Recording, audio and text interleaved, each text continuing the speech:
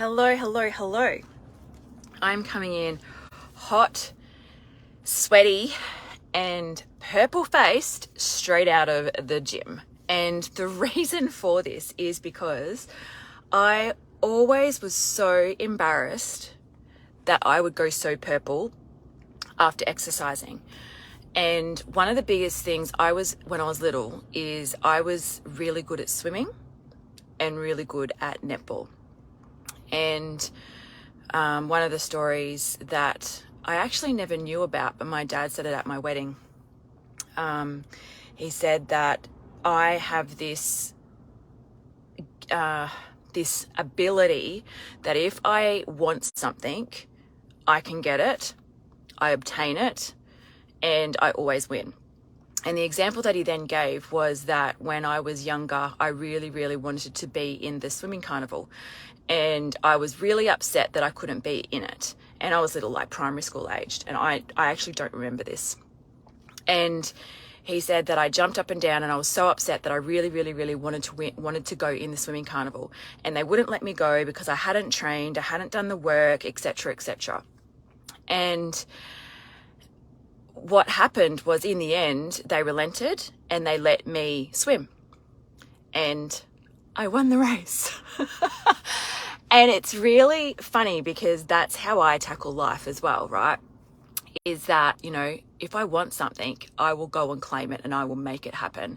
And I will find ways that work for me. I come up against closed doors, but when I know and I've decided and I've taken, and what I now know about human design is that gut pull for me means that I really want it. I will really go and claim it, right? Once I've decided, or I get this hit in my human design, I'm just like, oh, I want that. And I just make it happen. And it just happens at lightning speed, right? So that's one example. And the two sports coming back around is swimming and netball. Even swimming, I then went on to have a swimming coach and did a lot of swimming, participated and did a lot of swimming carnivals and events and things like that. And always hopped out of the pool with a purple face. Always, and got bullied for it, got picked on for it, got laughed at for it, X, Y, Z. But I knew deep down inside that I was actually really good at it. And I knew I was good at it. And it was that burning that kept me going. And I didn't shy away from those people who would laugh at me going, oh, Cass has got, they used to call me Kiss.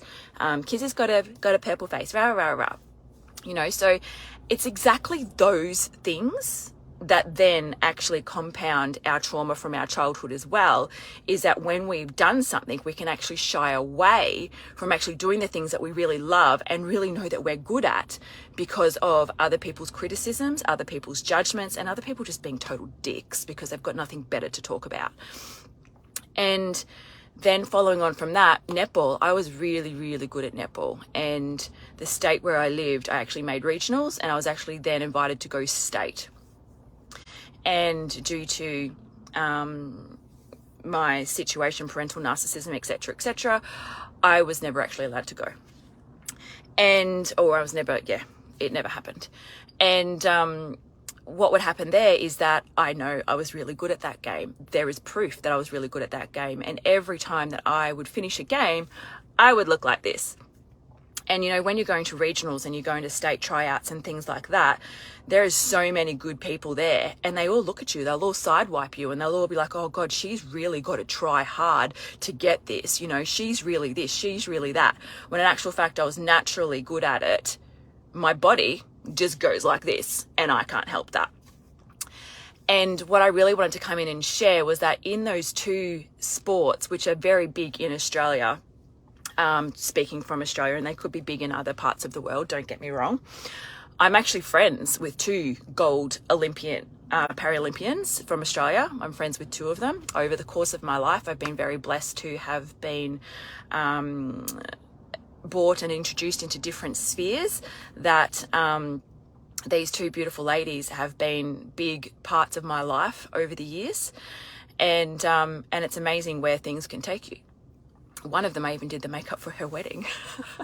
So it's just crazy how things evolve and where they go. And don't let these things stop you. You don't know where you're going to go. And when you just decide, when you just make that choice, when you just make that decision based on what you're feeling on the inside, that's what you go with. That's what grows contentment. That's what grows happiness. That's what grows fulfillment. That's what grows satisfaction. And for me today, I just did a PB at the gym because I've decided once again that for me, the best way that I'm in flow, the best way that my magic happens is when I'm being true to me. And being true to me is doing those things, more of those things for me. And I lose sight of them. And you lose sight of them through 2 years of COVID. You lose sight of them through a crisis, like we've just had a flooding crisis here. You can lose sight of them just with being busy, being an overworked single mum, juggling everything. You can lose sight of doing the basic things, right? And the basic things can look like going to the gym. The basic things can look like getting up 20 minutes earlier and having 20 minutes of of pure, total, quiet time where there's nobody awake in the house and you can just potter around and actually just be in your own space, in your own element, soaking up the divine, quiet time of just having your own time to you. Without, someone walking in on you in the toilet, without someone coming in on the shower going, Mum, where's this? Without someone yelling from the shower going, Mum, I need a towel. All of the things. Without someone running out the door going, I don't know where my lunchbox is. Like just all of the things, right? We get caught up in that stuff. And the biggest things is going back to basics every single time is go back to your basics. Go back to what you know lights you up. Go back to what you know actually makes you feel good. And I know that a lot of my clients, a lot of people in my sphere will always say to me, but I don't know what that is. We actually do. We will always have points in our time, like I've explained, where we know we do feel really good, where we know, oh, this is so amazing. I love this for me. And it's over the years and from our childhood blueprint and over the years of the conditioning, society, environmental, family, toxic, whatever it looks like, good, bad, or ugly, that we stop thinking about that we actually stop looking within and going, what do I actually really like? And there can be a whole lot of I don't knows. Don't get me wrong. I've been in that space too, but there'll always be one thing that you do know. And it could be that you love going to this one place for breakfast. It could be that when you make a celery and pineapple smoothie that you feel really good. It could be that when you eat more green vegetables than yellow vegetables, you feel good. It could be that if you eat fish and not meat, you feel better. It could be that if I just go for a 20-minute walk today, I will feel better. It could be that, I'm just going to send a text to my best friend. You feel better. They're those things, right? So always come back to your basics. Always come back to what you know feels good and don't forget about it and don't push it away, push it down, not have time for it, not let it be important because it is actually the most important thing that you'll ever have. And it's free. So finishing on one of the things that I always loved was that I could run 8Ks a day. Loved it. And I haven't done it for years because I haven't made time for it. We've had COVID and Victoria, Australia had the longest COVID in the world. We had 300 odd days in a row of lockdown. And so it stopped a lot of things. And so I'm not as run fit as I used to be.